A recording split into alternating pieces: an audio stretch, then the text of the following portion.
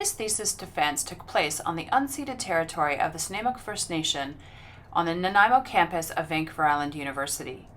The Master of Arts in Sustainable Leisure Management is offered by the Department of Recreation and Tourism Management under the umbrella of the World Leisure Center of Excellence at Vancouver Island University.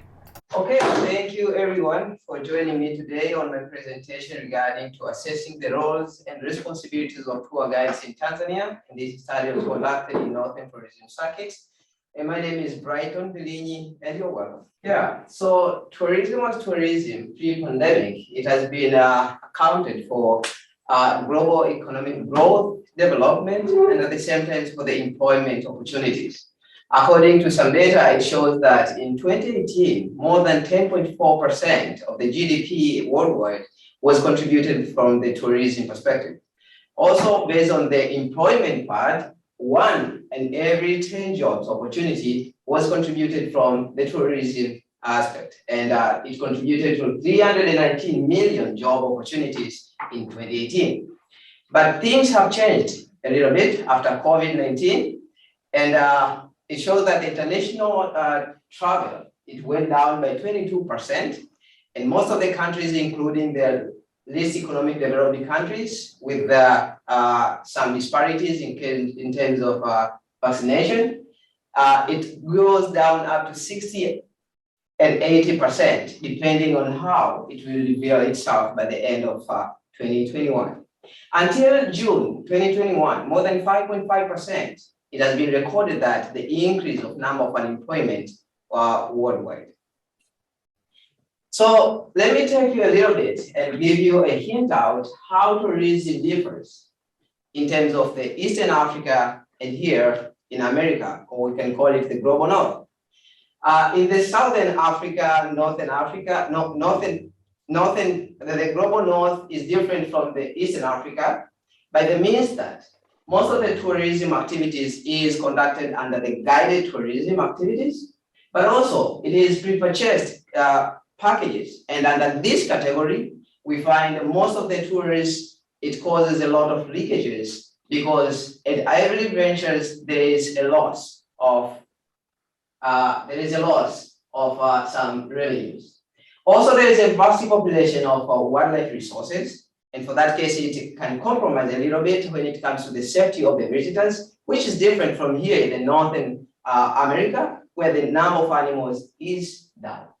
But also in Eastern Africa, most of the tourism activities, it is much more into a multi-day, regarding to 3 days up to 7 days, which is different from the Northern, which takes around less than a day. Most of the time it's a day trippers. And also the high incident when it comes to human-wildlife conflicts. In Eastern Africa, it's much more recorded compared to here in the global north. And for that case, it seems to be in the Eastern Africa, it is necessary to have the guides in order to assist the tourists when they want to explore the nature. And for that case, because I'm dealing with the safari tourism itself, the tour guide as a tour guides, they are defined by the European Federation of Tourist Guide Association as the person who gives a group or individuals around the venues or places of interest, such as the natural areas, historical buildings, and sites and landscapes, that the all in all is to interpret the cultural and natural heritages, inspiring in an entertaining way at the language of the visitors themselves. And for that case, most of the studies have been conducted, and it shows that if we want to move from the unsustainable tourism into a sustainable tourism, due to some roles that are conducted by the tour guides, it is necessary to take in place and explore much about the roles of the tour guides who are responsible to take the visitors into these special areas. So the research context about this study is in the Northern Tourism Circuit. And why I chose the Northern Tourism Circuit is more likely because 75% of all tourism activities in Tanzania is much more centered in the northern, but also the most renowned popular destinations such as the Ngorongoro, Kilimanjaro, and Serengeti, it is located in the Northern Tourism Circuit. So tourism in Tanzania, as in other parts of the world, it is accounted for environmental sustainability, social sustainability, but also economic sustainability. The data shows that 17.2% of the GDP of Tanzania in 2018 was accounted from the tourism alone, but also it was a leading sector when it comes to the external or the foreign exchange. So this is where I want to declare some of my background and my values regarding to why I chose to do this study. My background is in wildlife management, but at the same time I was doing tourism activities. I'm someone who was engaged in wildlife photographing. I was engaged in tour guiding, engaged in guiding natural resources as a ranger. So for that case, dealing with the Northern Tourism Circuit is part of my interest because this is where I grew up and my interest on tourism perspective was undergrounded. And for that case, with that familiarity, it gives me the good accessibility to gain and get the data from my participants in an easy way. I believe that tour guides are the guide because as was one of the guides who have been conducting guiding activity in Northern Tourism Circuit, I believe guides, they are capable to make some changes and take tourism into a sustainable way. However, based on my past experience, guides have not been given enough chances to explore and give their views and contribute as much as they can towards the sustainability of tourism activities in Tanzania. And for that case, it triggers me to find what roles and responsibilities can guide and contribute in order to enhance the sustainability of the natural resources in Tanzania. And the purpose statement of this study is to explore the roles and responsibilities of safari guides in Tanzania, but at the same time, to find the reason or the factors that are hindering the safari guide from participating and performing their roles in a sustainable way. And through that, I have two major research questions that guide us through this study. And this is, what are the roles and responsibilities of the safari guides in multi-day wildlife tour safaris in Northern Tourism Circuit? But at the same time, what are the challenges faced by the tour guides in promoting sustainable tourism? This study uses Cohen Model as a framework, but at the same time, it was not done inductively, it was done abductively in order to make sure that I have an ability to explore beyond Cohen's model. So according to Cohen's model, he just explained that the tourists, as the tour guides, they perform 4 major roles. One is interaction role, instrumental role, communication roles, and the social roles. And each role, it shows that they have different elements that describe a certain role. For instance, on the instrumental role, he said, okay, guys, they are performing as the navigation experts, gatekeepers, safety keepers, and also making sure the guide the tourists, they are exploring the nature in a comfortability way. In communication role, disseminating the information, but at the same time, helping on interpretations. And on the social role, they are helping on managing the group's dimension, but at the same time, the group morale. And finally, on the interaction role, helping the visitors when they're interacting with the external world. So this research, in order to make sure it explores beyond the limit, it employed the qualitative description as the approach. And the reason behind why it was done by that, it's because it gives chances to go closer to the participant or people who are experiencing a certain phenomenon and getting their views without using extra meaning regardless of what they presented. So all the data that is going to be presented today is the actual say of what my participant said instead of my interpretation. And the research instrument, I used the structured interview, and the purposive sampling was the means of getting my sample, and also the data was collected from October 28 until December 28. So for that case, the targeted groups was the tourist officers which are working in the protected area in Tanzania, but also the tourist service managers who are working in the national parks, the tour guides, and finally the TTB, the Tanzania Tourist Board, was my target. And this is how my data was analyzed. After conducting my data, I started with the first step, which is the familiarization. I started by reading the script several times to make sure I become aware and familiar with how the data is arranged. But at the same time, it followed by sorting, making sure that all the such questions are explored well based on all the data are explored well based on the research question. Followed by coding, and the coding was done within the in vivo, and that was done by taking both into consideration, abductive and at the same time inductive, because as I mentioned earlier, using that model, I mentioned the coins, and at the same time exporting beyond the model itself. So I finished by making sure that I have the mind map by using the Microsoft Word software in order to show the flow of information and making sure all the data, all the views that was given out by the participants was well explained. And finally, I condensed all the themes, all the data that I got into two major themes in order to finalize and conclude my findings.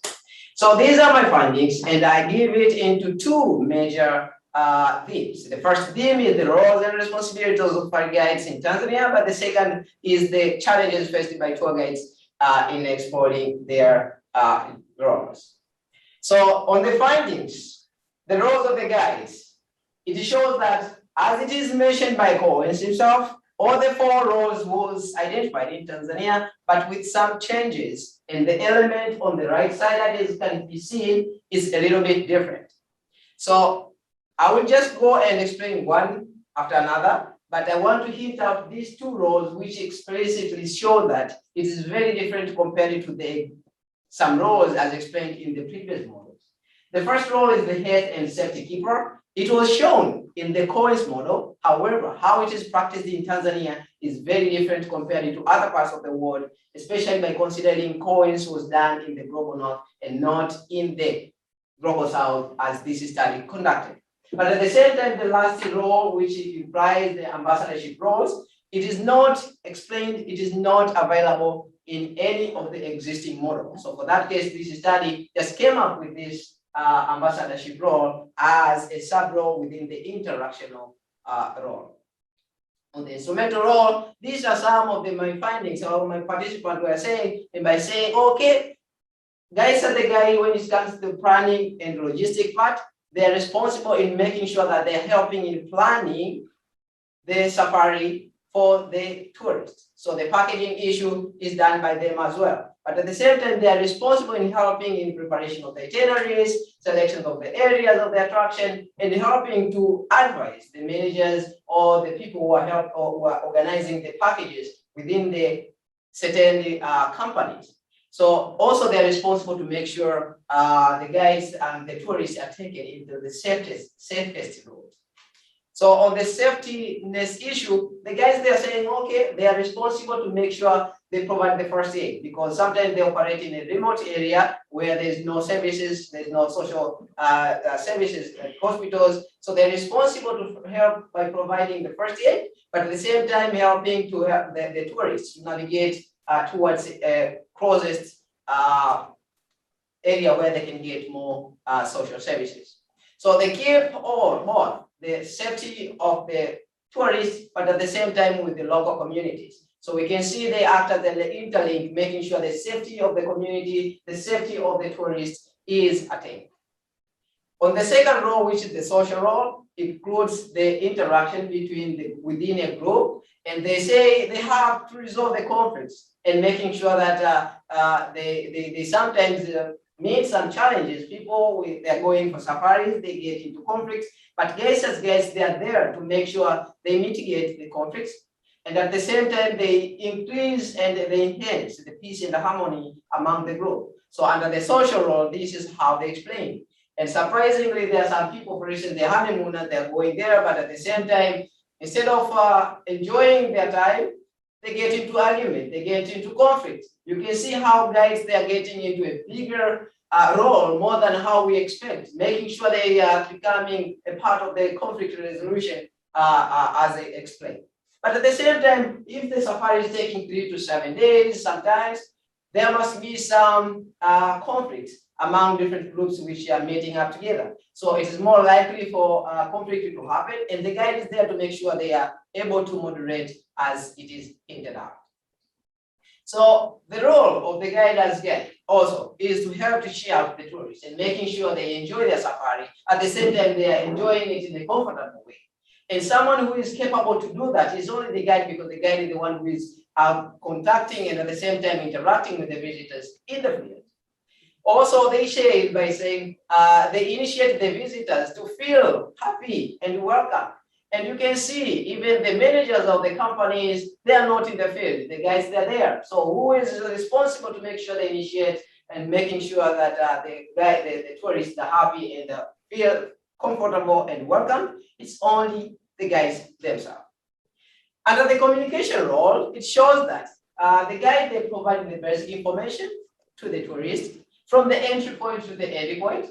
And at the same time, they help on the daily scheduling when it comes to, they help on the daily updates of the schedule, telling the tourists what are they going to do from the day, the start of the day to the end of the day. At the same time, the tourists are there to make sure they provide any necessary information, kind of like orientation to the area and orientation to the natural resources that they are interacting with.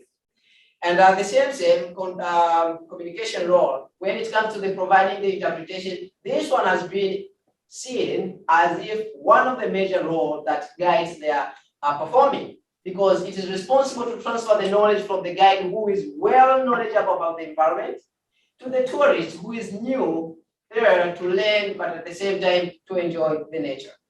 So apart from that, they do the interpretation and making sure that they educate the visitors through what they see and turning their visitation into a good experience. So interpretation as interpretation, it has been seen as if a part and parcel with which comes together within the communication role. Under the interaction role, this study has went beyond by having three major parts.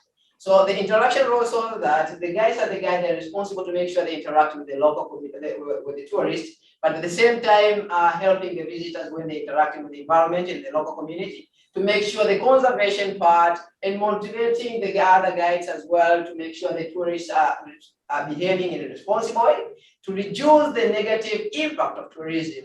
It is their role. So guides are there to make sure they help when the tourists are interacting with the environment, at the same time when the tourists are there to interact with the local community.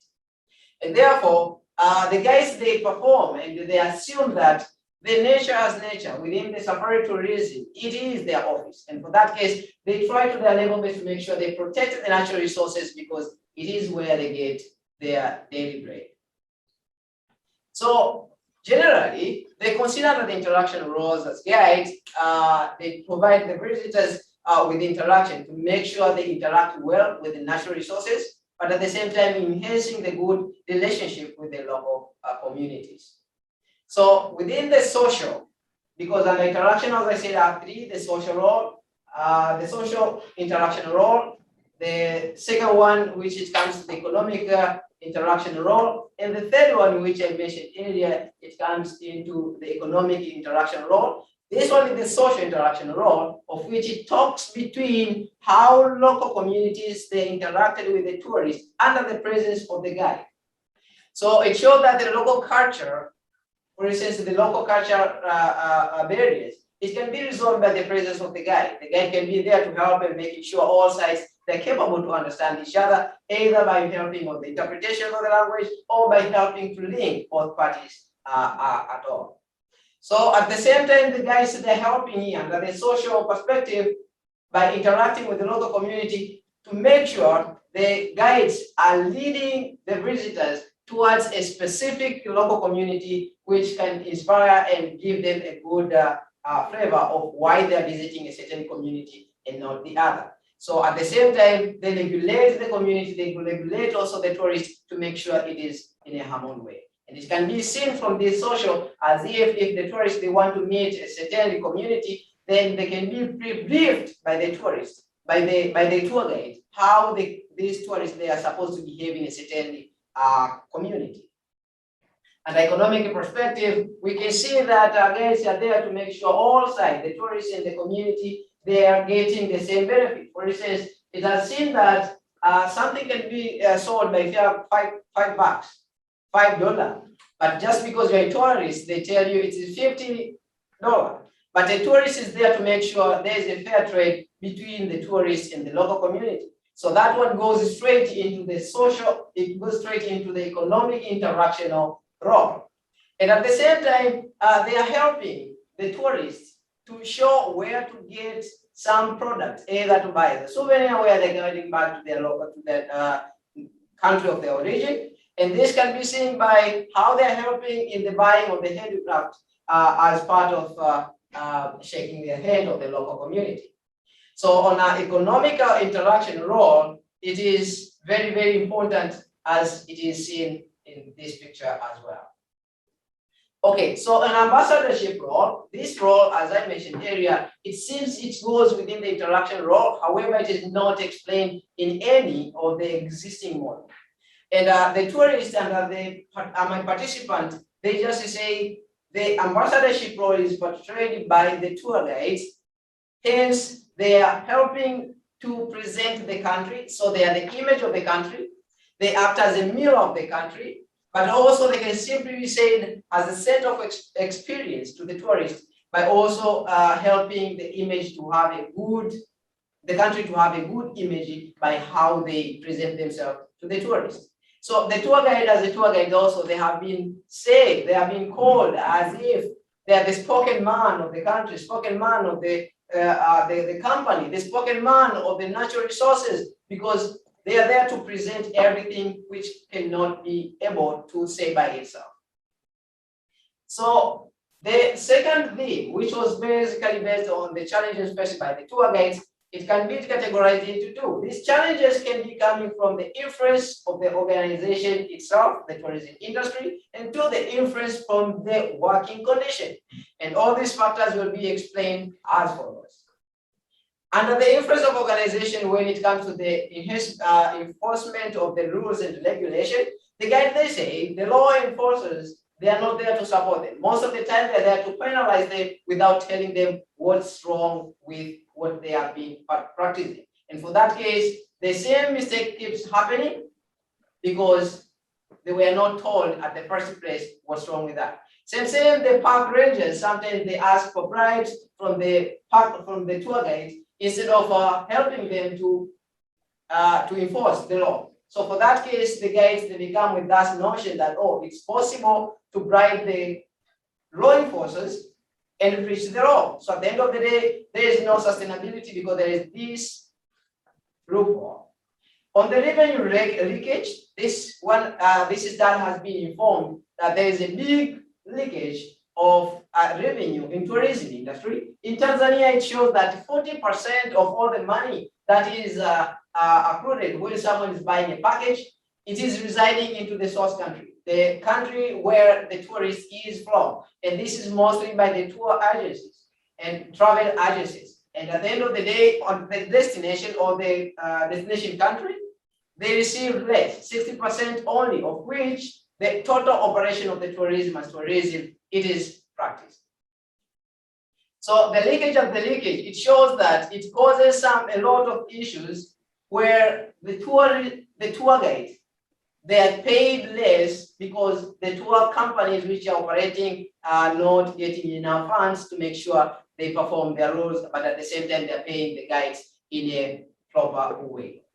So also another implication shows that most of the tour companies, they want to reduce the cost. So the desire to reduce the cost, it causes some issues by making some of the experienced guides not to get an opportunity to do their job. Instead, the new people who are coming in the industry who are accepting the less pay, they are given an opportunity. So at the same time, they are breaching the law because they are unable, they are less experienced, less knowledgeable, and for that case, they are compromising the sustainability of the industry.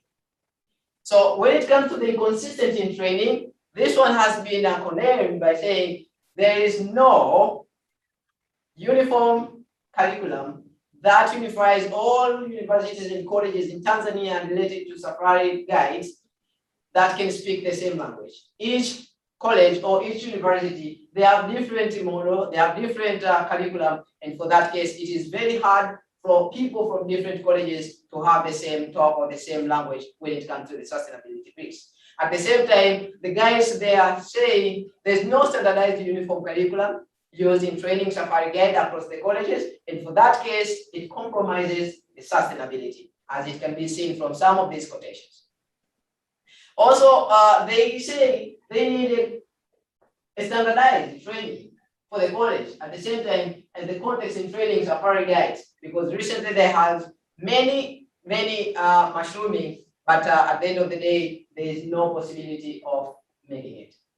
So it is seen that it is noticeable there is irregularities when it comes to this training institution, and for that case, they need to make a unification, certification, but also grading guides based on the service and qualities.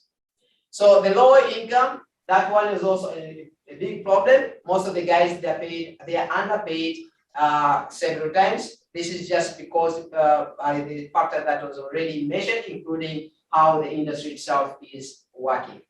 Also, the working condition, it is a little bit challenging when it comes to the infrastructure. Infrastructure doesn't support the guides to do their job. For instance, some of the roads are only passable only during the dry season. During the wet season, it is not possible. This is the result during the dry season, and this is what is happening during the wet season.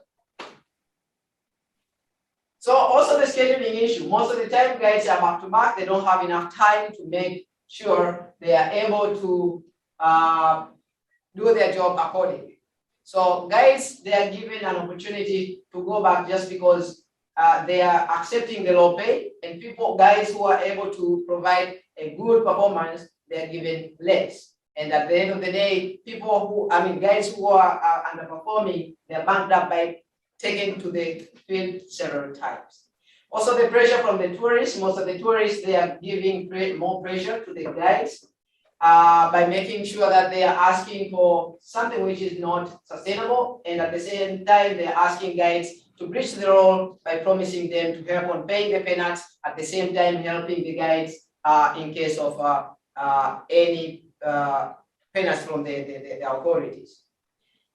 So conclusively, I can say from these findings, it can be seen that Cohen's model has explained it, there are some critics. One, his model was based only on some stakeholders, but it not included some of the tourism stakeholders. But at the same time, Cohen did not deal with some impacts related to tourism, environmental impacts. He did not even touch about things related to sustainability. Also, he said less about the criteria or the description of each role under this model. And for that case, this study comes out with another model, which is called the model for guiding sustainable safaris, of which it tries to unify and make sure all the three ventures is taken into account, including the tour guiding roles and sustainability in a sustainable way, in supporting the sustainable safaris, and two, external factors that are affecting the guides not to perform their duties or their roles in a sustainable way, and also trying to think if all the roles, all the external factors are solved, what might be the implication when it comes to the sustainable tourism outcomes. So as it is seen, there is an extension of that interaction role, which comes to the cultural, environmental, and economic, as seen on the data as well. And the second one, you can see as the factors explained which hinders or affect the guides. And lastly, the sustainable tour guides, the outcome. If we take out all the external factors, then there is a satisfied tourist, sustainable environment, sustainable culture, and also sustainable economy. This study, it finds out that there are some limitations of which its findings, or it's how I conducted this study. And the limitation goes to, I included only on the supply side, and I didn't touch on the demand side. When I say only the supply side, the demand side, not the supply side, this is just because I considered only people working in the destination side and not including any of the tourists who is getting the service from the tour guides. The future research, I highly encourage the presence of research which will also explore in the demand and supply side. At the same time, the Global South needs to have more studies, because when I was doing this study, I get very much difficult time in finding studies which are related to the Global South. And also, future research studies should be also included the local communities and other stakeholders to make sure it is explicitly explored. And lastly, the quantitative method or a mixed method needs to be included in order to expand the study. This study only did based on the qualitative, and I didn't touch on the quantitative part. So implication for the practice, this study calls upon the people or the government or any authority dealing with the salary scales to make sure they improve it in order to make sure the guys are capable to perform the roles, but also the infrastructure side. It tries to call and make sure the infrastructure is well maintained, but at the same time, it is well improved to enhance the guides to perform the roles. And on the training side, it needs to give more time on certification categories and crash programs on the guides to make sure they are performing in a well and sustainable way, and also managing the financial to avoid the leakages, and finally, helping the policymakers in planning and at the same time, making tourism as sustainable as it is possible. If all the factors is taken in place, we can see a clear path of the safari guide heading into a sustainable or sustainability to sustainable tourism, which calls upon the sustainable development in the global south and all over the world. This is some of my references, and thank you very much for listening. The World Leisure Center of Excellence would like to thank the Supervisory Committee for the support they provided Brighton during his research. We'd also like to thank the Queen Elizabeth Scholars Program for providing funding for Brighton to come to Vancouver Island University to complete his master's.